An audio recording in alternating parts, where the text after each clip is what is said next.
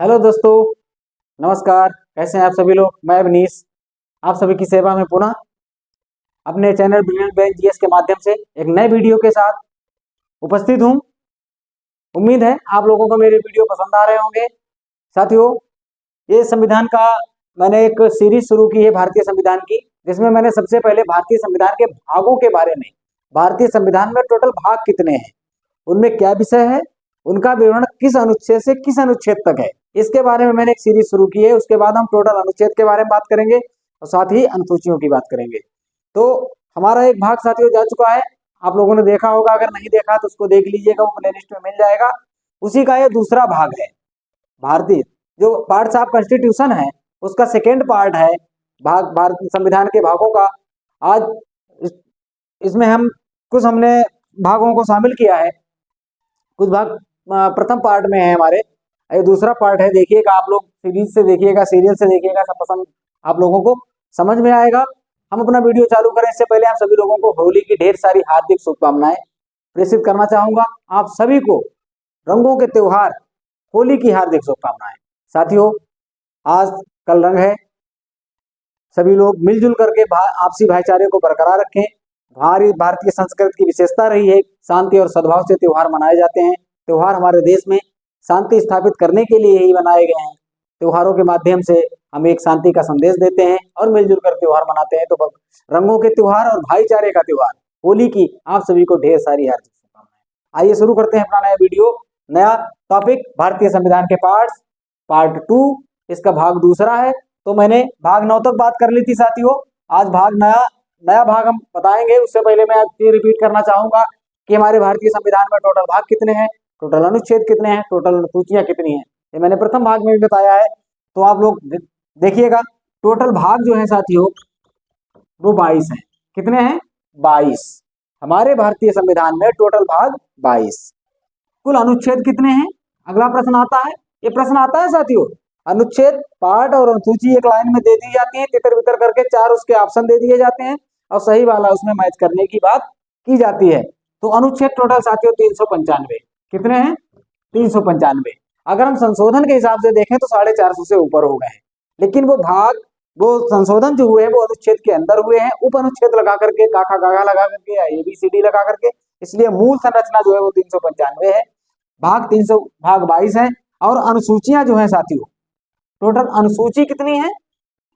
अनुसूची जो है वो 12 है। अनुसूचियों में परिवर्तन हुआ है। जब हमारा देश में संविधान लागू हुआ था तो टोटल अनुसूचियां थी 8। कितनी थी? 8। 4 विभिन्न संविधान संशोधन हुए, उनमें 4 अनुसूचियां जोड़ी गई, तो टोटल हो गई 12।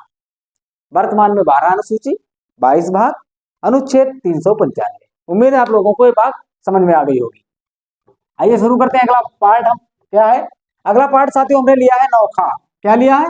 नौखा। नौखा तक मैंने बात कर ली थी संविधान के जो पार्ट का पहला भाग था उसमें। तो नौखा जो है साथियों, ये 97 संविधान 97 जो संशोधन हुआ था, 97वां संविधान संशोधन हुआ था 2011 में। उसके द्वारा सहकारी समितियों को संवैधानिक दर्जा दिया गया, पंचायती राज को दर्जा दिया, पंचायतों को दर्जा दिया गया। उसके बाद नगर निकायों को संवैधानिक दर्जा दिया गया। उसके बाद अगला संशोधन जो होता है उसी भाग में 9 में ही संशोधन होता है और एक नया भाग जोड़ा जाता है नौखा। तो नौखा में साथियों सहकारी समितियां, जो हमारे यहाँ सहकारी समितियां हैं, उनको संवैधानिक दर्जा दिया गया था। कौन सा संविधान संशोधन था? मैच करने के लिए आ जाता है, 97वां संविधान संशोधन था, 97 संशोधन था, जो कि 2011 में होता है। इसका जो विवरण है वो किस अनुच्छेद में दिया गया है? तो 343 जेड से 3 से 343 जेड टी तक, 243 जेड एच से 243 जेड टी तक। कहां तक दिया गया है? 243 जेड एच से 243 जेड टी तक सहकारी समितियां दी गई है, जिसको संवैधानिक दर्जा दिया गया है हमारे संविधान के द्वारा। ठीक है। अगला है साथियों भाग 10। कौन सा है? भाग 10। ये अनुसूचित क्षेत्रों और जनजातीय क्षेत्रों के संबंध में हमें बताता है। हमारे देश में कुछ क्षेत्र ऐसे हैं जो अनुसूचित क्षेत्र घोषित हैं, जनजातीय क्षेत्र घोषित हैं। साथियों यहाँ पर मैं और आपको बताना चाहूंगा, इसमें हमारे देश में किसी भी क्षेत्र को अनुसूचित या अनुसूचित जाति या जनजातीय क्षेत्र घोषित करना राष्ट्रपति का अधिकार है। ठीक है, ये राष्ट्रपति इस संबंध में निर्णय लेता है। इसका विवरण किसमें दिया गया है? 244 से 244 का तक, 244 से 244 का तक क्या दिया गया है? अनुसूचित और जनजातीय क्षेत्रों के बारे में, जो कि भाग 10 में दिया हुआ है। किसमें दिया हुआ है? भाग 10 में दिया हुआ है। ये मैं इसलिए पढ़ा रहा हूं, इसलिए वीडियो बना रहा हूं कि इसमें मैचिंग करने के लिए एक या दो प्रश्न पूछे जाते हैं। एक तरफ भाग दे दिए जाते हैं, एक तरफ विवरण दे दिया जाता है। ठीक है, फिर हम बात करते हैं भाग 11 की। किसकी बात करेंगे? भाग 11, पार्ट 11। पार्ट 11 में क्या है साथियों? संघ और राज्यों के बीच संबंध। संबंध पढ़े होंगे, विधायी संबंध, प्रशासनिक संबंध, वित्तीय संबंध, ये भाग 11 में दिए गए हैं। किसमें दिए गए हैं? तीनों संबंध 11 और 12 में दिए गए हैं। वित्तीय संबंध 12 में है, विधायी और प्रशासनिक संबंध जो है वो किसमें दिए गए हैं? वो भाग 11 में दिए गए हैं। अक्सर प्रश्न पीसीएस में पूछा जाता है, छोटी परीक्षा में भी पूछा जाता है, तो आप लोगों को पता होना चाहिए। भाग 11 में विधायी संबंध और प्रशासनिक संबंध की चर्चा की गई है। इसके टोटल अनुच्छेद जो है वो 245 से 263 तक। कितना है? 245 से 263 तक है। इनमें से अगर हम अलग अलग इनको देखें तो विधायी संबंध पार्ट 1 में दिए गए हैं। पार्ट 1 में विधायी संबंध ये किसमें है? 245 से 255, 245 से 255 में। और प्रशासनिक संबंध जो दिए गए हैं हमारे संविधान में, जो विवरण है वो 246 से 263 तक दिया गया है। 246 से 263 तक विधायी प्रशासनिक संबंधों की चर्चा की गई है। हमारे देश में सबसे बड़ी विशेषता है कि हमारे देश में जो है राज्य और केंद्र के संबंध बहुत मजबूत है, इसीलिए हमारा देश एक है। अनेक अलग अलग राज्य होने के बावजूद हम सब एक हैं। हमारे देश में एक ही संविधान है।